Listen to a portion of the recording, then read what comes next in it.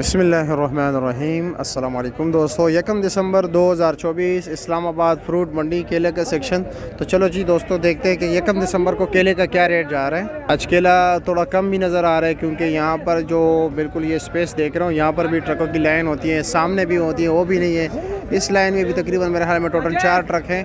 तो आज केला कम है, देखते हैं कि रेट क्या है।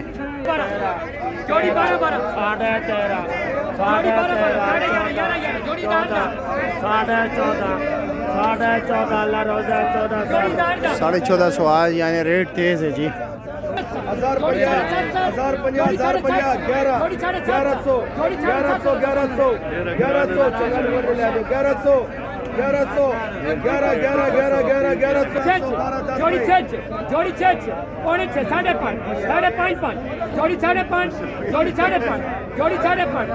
11,500